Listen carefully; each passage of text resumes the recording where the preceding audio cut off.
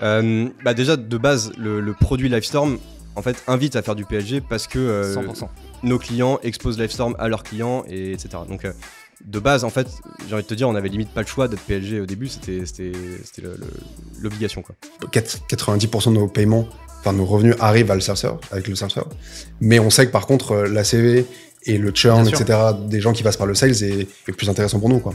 Nous, on s'est pris des portes de dingue. On s'est pris des portes, c'est-à-dire que vraiment, on s'est rendu compte que les founders, les product managers, etc., ils détestaient un mail non sollicité dans la boîte mail, quoi. S'il a un intérêt mais qu'il souhaite pas aller jusqu'à la demande de démo, il testera le PLG. Et tu vois, c'est un peu le plan B, finalement, le PLG. Bah, d'ailleurs, c'est notre CTA secondaire, tu vois, c'est essayer la, Ouais, c'est le plan B, essayer d'accord. la plateforme, donc c'est un peu le plan B. T'as mentionné aussi, donc vous avez une vraie strat product-led growth, donc j'imagine particulièrement, et tu l'as un peu mentionné sur les petits comptes, avec product nurturing. Donc, c'est quoi un peu les itérations que vous avez fait là-dessus? Et tu m'avais dit comme quoi vous avez bossé avec Elena Verna, qui est un peu la boss du sujet. Ça m'intéresse de savoir, voilà, c'est quoi les itérations que vous avez fait sur PLG, Product Nurturing, et puis un peu comment elle a pu contribuer aussi à ce sujet, quoi. Ouais, carrément. Déjà, de base, le produit Livestorm, en fait, invite à faire du PLG parce que 100%. nos clients exposent Livestorm à leurs clients, et etc. Donc, de base, en fait, j'ai envie de te dire, on avait limite pas le choix d'être PLG au début, c'était l'obligation, quoi. Le premier truc qui a été fait, c'était d'avoir une petite watermark sur les événements, sur aussi tous les contenus, en fait, qui étaient utiles, donc les pages d'inscription au webinar, les emails de rappel, de confirmation d'inscription, etc. Petite watermark qui t'amène sur le site web Livestorm quand tu cliques dessus. Donc ça, c'était vraiment le niveau, tout premier truc qui a été fait, c'était ça. Ouais, du coup, nous, on a fait le choix d'ouvrir le freemium. Donc, tu as une version gratuite qui te permet de faire un webinar pour jusqu'à 20 personnes. Mais c'est très limitant, donc au bout d'un moment, tu finis par upgrade.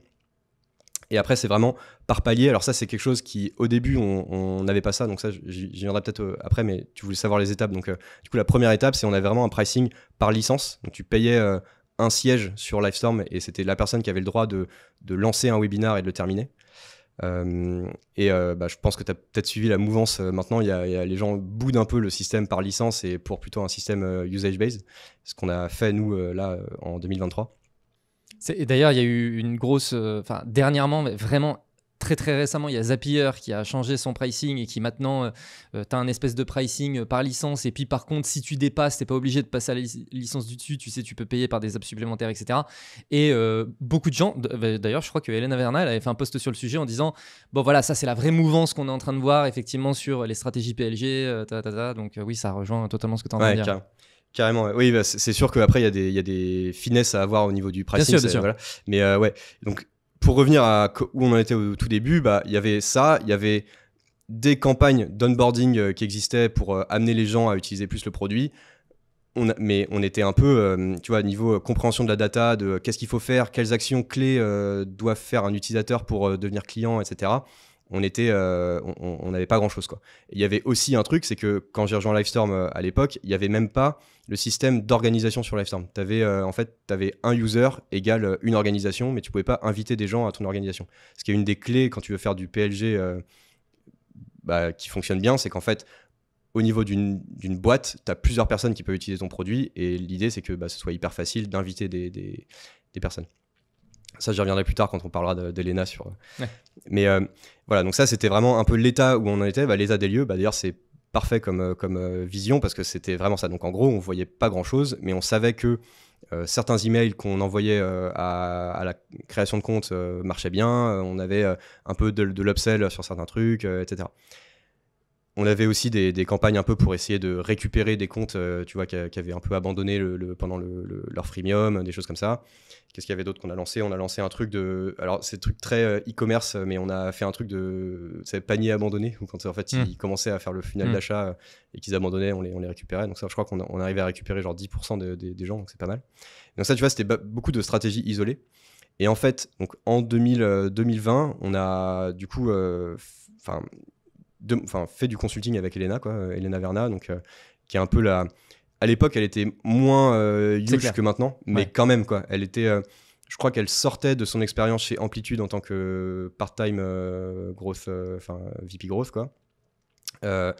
Et en fait, elle nous a vraiment accompagnés sur la définition de la data, en fait. Quels sont les objectifs que tu as quand tu fais du PLG, qu'est-ce qu'il faut regarder comme métriques, et aussi comment tu considères tout ça. Donc le fameux passage de on regarde les utilisateurs à plutôt on regarde des orgas, ça s'est fait comme ça en fait. On avait déjà dans le produit shippé les orgas juste avant de bosser avec Elena, mais ce que moi j'ai compris avec elle, c'est que en fait tu peux pas juger de l'impact de ton PLG si tu regardes que ce que fait un utilisateur, parce que surtout sur un webinar, tu vois, au bout d'un moment la personne elle fait déjà 2-3 webinars dans un mois, tu vas pas la faire 10 webinars, tu vois, enfin au bout d'un moment t'arrives à un max, quoi. Alors que si tu lui fais inviter d'autres collègues qui vont faire d'autres choses, tu vois, par exemple dans une boîte où tu as un département France, Espagne, etc., tu vois, tu peux avoir autant de gens qui vont avoir une licence, qui vont utiliser Livestorm, et voilà. Et ça, c'était la première clé, c'était de regarder par account plutôt que par user, quoi. On a un produit self-serve historiquement, donc on a rajouté cette partie sales il y a un peu moins d'un an, qui vient convertir des leads inbound avec des plus gros paniers moyens, des plus gros comptes, etc., etc. Mais on peut pas faire de demande de démo aujourd'hui. Si. Et donc quand tu fais une demande de démo, tu parles à... On te qualifie et on vérifie que tu es pertinent pour parler à un être humain. Et si c'est le cas, tu parles à quelqu'un. Mais encore une fois, il y a deux façons. Il y a soit, en fait, les démos aujourd'hui, c'est soit généré par effectivement ce form sur le website, soit c'est des gens qui viennent tout seuls dans self-serve. Ouais. Nous, on détecte des usages produits, on détecte des tailles de boîte, on détecte des ICP clairs, etc. Et dans ce cas-là, on leur suggère très fortement de prendre une démo avec nous. Donc c'est vraiment product-led sales. Exactement. Donc et ça, on les fait arriver dans le forme de démo, enfin dans la partie démo, grâce à ça. Et après, il y a l'outbound. Donc en fait, si tu veux, on fait entre 150 et 200 démos par semaine. Et globalement, tu vois, l'outbound, c'est 10% des démos aujourd'hui. Mais ça a vocation à prendre de plus en plus de place, notamment parce que on n'attire pas toujours en inbound ce qu'on a envie d'avoir en démo, pas tout le temps. Donc on est obligé aussi de compenser avec l'outbound. Et donc du coup, on vient chercher des SCP plus précis, avec des intentions beaucoup plus fortes, etc., qui sont du coup des trucs vachement intéressants pour les sales en démo, quoi. On en revient encore une fois au sujet de positionnement aussi. Tout à fait. Ouais. C'est forcément au début, quand tu es en train de chercher ton positionnement, tu te dis je vais prendre en démo les gens avec qui j'ai moyen de faire du revenu. On a pris tout le monde pendant très longtemps. Voilà. Évidemment. Et puis à partir du moment où tu identifies vraiment un ICP et tout, vas-y, là on peut peut-être aller taper de l'outbound, quoi. Exactement. Et tu vois, enfin moi j'ai fait beaucoup de démos aussi pendant longtemps. Tout le monde dans l'équipe a fait de la démo. Et en fait, tu te retrouvais à faire des démos avec des personnes qui en fait voulaient utiliser Fold pour gérer leur anniversaire. Donc tu te demandes si ton temps est vraiment très impactant. En fait, tu te demandes si l'apport de la démo dans la conversion a un sens, en fait. Et tu vois, nous, globalement, 90% de nos paiements, enfin, nos revenus arrivent avec le self-serve. Mais on sait que, par contre, l'ACV et le churn, etc., des gens qui passent par le sales est plus intéressant pour nous, quoi. Donc ouais, après, forcément, tu adaptes. Mais au début, t'es obligé de tout faire, quoi. PLG. En fait, là, en discutant avec toi, une question que je me pose, c'est est-ce que vous faites des efforts d'acquisition dessus, ou est-ce que vos efforts d'acquisition se font sur la demande de démo, et au pire, s'il a un intérêt mais qu'il souhaite pas aller jusqu'à la demande de démo, il testera le PLG. Et tu vois, c'est un peu le plan B, finalement, le PLG. D'ailleurs, c'est notre CTA secondaire, tu vois, c'est essayer c'est le plan B, d'accord. La plateforme, donc c'est un peu le plan B. En fait, comme j'ai dit, le compte Mailgun, il coûte $80 par an, donc c'est un peu difficile, si en termes d'effort, tu parlais de faire du paid, de battre ça en termes de coût par nouvel utilisateur. Donc j'avoue qu'on a fait des tests pour se dire, peut-être qu'on pourrait trouver des gens un peu plus qualifiés qui utiliseraient le produit, mais pas worth it, pour l'instant en tout cas, hein. Peut-être qu'on trouvera, mais pour l'instant, ça valait pas le coup. Donc effectivement, ce qu'on fait, c'est qu'on va plutôt faire les efforts d'acquisition sur la demande de démo, avec un plan B qui est, tu peux essayer le produit. C'est vraiment comme ça qu'on fait. Mais finalement, ton PLG, c'est un intent en soi. Tout à fait, c'est ça. Il est pas allé jusqu'à la demande de démo, mais il a testé le PLG, c'est la preuve qu'il y a peut-être une intention derrière, tu vois. Exactement, et c'est marrant parce qu'en fait, on a vraiment développé tout le moteur PLG la deuxième année où j'étais chez GitGarden, donc il y a assez longtemps, avec l'enrichissement, tout ça. On a fait un gros flux N8N pour tout retracer, tu vois, faire le petit système, ça marchait bien. Puis là, on a développé l'intent, on s'est dit, mais attends, en fait, c'est la même chose, donc on va le mettre dans le même système, on va le dire, il y a 5 utilisateurs du produit, dont 3 actifs, au même titre qu'on met, il y a eu 5 téléchargements de white paper, dont, voilà. Oui, et si en plus dans ton produit, ils ont passé l'étape d'activation, tu vois, un peu le aha moment où ça y est, ils viennent de capter vraiment la valeur du produit, etc. En fait, c'est un intent hyper puissant. Enfin, voilà. Exactement. Et ouais, et d'ailleurs, en fait, c'est même une des seules tactiques qu'on n'a pas passé au BDR, le PLG, parce que quand il y a c'est dans l'ICP et de l'intérêt sur le produit, on file direct à l'account executive. Ah ouais, d'accord, ok. Taux de réponse. Ok, d'accord. Ouais. Bon, très bien. On en parlait un tout petit peu en off avant, mais du coup là, ça m'intéresse. C'est globalement, tu sais, on disait ton audience, c'est un peu finalement une audience isolée, c'est-à-dire c'est un peu caricatural, mais c'est souvent des personnes. Ils veulent faire leur boulot, ils veulent qu'on les laisse tranquilles, tu vois. C'est un peu ce truc-là. À la différence de moi, l'audience avec Bulldozer, qui sont des marketeurs, des sales, etc. Et du coup, ces personnes, ils ont l'habitude, tu vois, d'avoir ce côté très, très social, voilà. Et du coup, je fais tout de suite le lien avec un point que tu mentionnais tout à l'heure, qui était... voilà, la façon dont vous avez pensé le produit, c'est product-led, c'est un truc, voilà, tu viens, sign up, c'est facile, blablabla. Est-ce que tu penses que... est-ce que vous avez cherché à faire ça parce que vous saviez que de toute façon, à la fin, l'audience que vous allez adresser, c'est une audience qui n'a pas envie de parler avec un sales? Non, on ne savait pas au début. Mais je suis tellement jaloux. Tu vois, les communautés de marketing people, les communautés de sales aussi. On n'est pas loin de l'Aimlist. Eux, ils ont vraiment commencé avec des groupes Facebook où les gens partagent des best practices, etc. Je suis tellement jaloux que, tu vois, il n'y a pas ça vraiment dans la communauté produit. Il y a des Slack produits, mais ils sont morts. Il y a des pages LinkedIn où il ne se passe rien. Les meet-up ne sont pas vraiment repartis après le Covid en produit, beaucoup moins qu'avant en tout cas. Donc, j'adorais que ça. En réalité, il n'y a pas trop. Et je pense qu'inconsciemment, on s'est dit que on n'avait pas besoin d'aller avoir un sales pour commencer parce que je pense qu'inconsciemment, on savait que nous-mêmes, notre behavior était celle en fait, de notre acheteur potentiel. Mais je pense qu'il y a eu quand même pas mal de découvertes. Je pense, un truc qui s'est passé, je pense qu'on n'avait pas anticipé, c'est que quand tu vends à un persona qui fait le métier que tu faisais avant, je pense que tu crées une certaine confidence, une certaine crédibilité aussi, tu vois.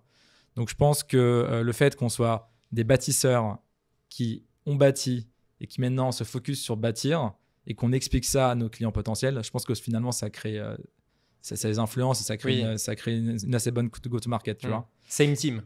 Exactement. On est et puis on est les premiers utilisateurs de ce produit-là. On développe plein de choses en fonction de nous, ce qu'on utilise. Donc, ça, c'est un premier truc qui a été intéressant pour nous.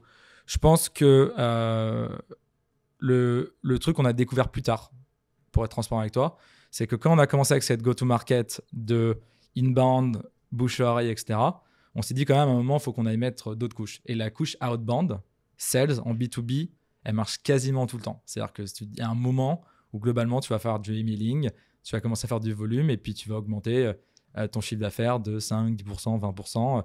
Ça peut devenir ta go-to-market la principale, si tu cartonnes, si vraiment il y a un fit là-dessus, ou pas. Mais en tout cas, même si ça ne marche pas très bien, globalement, en B2B SaaS, tu ne prends pas trop de risques à en faire. Nous, on s'est pris des portes de dingue. On s'est pris des portes, c'est-à-dire que vraiment, on s'est rendu compte que les founders, les product managers, etc., ils détestaient un mail non sollicité dans la boîte mail, quoi. Donc, si tu veux, ce qui s'est passé, c'est qu'on a énormément itéré sur nos campagnes pour arriver à un moment où on avait des bons taux de réponse et des bons booking rates.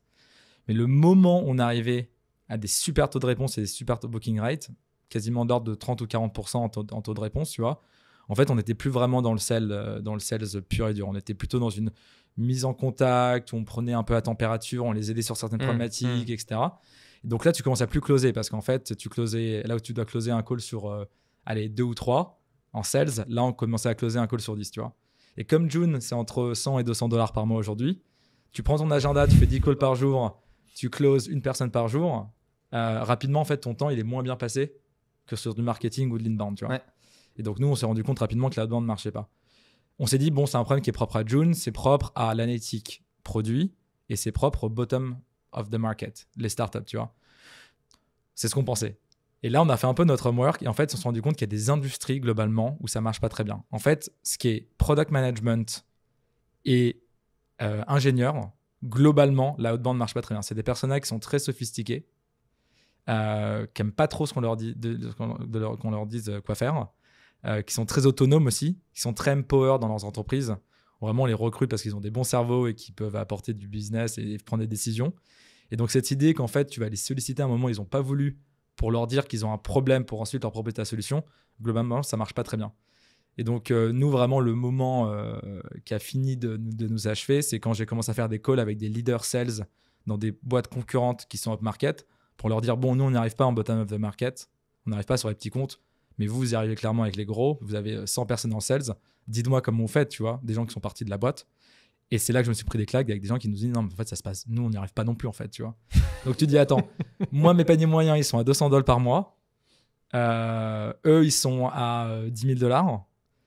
Et eux, ils se prennent des portes. Oui. Alors que pour le coup, eux, normalement, la motion qui marche le mieux, c'est le outbound, tu vois. Ouais. Et donc, c'est pour ça que tu vois autant de boîtes dans notre industrie qui essaient de passer product-led sales, led growth, pardon. C'est pas que parce que c'est à la mode, c'est parce qu'en fait, il y a pas mal de choses qui marchent pas dans leur go-to-market a priori, tu vois. Bien sûr. Donc voilà. Donc ça, c'est des découvertes. Toute l'histoire de June, toute l'histoire de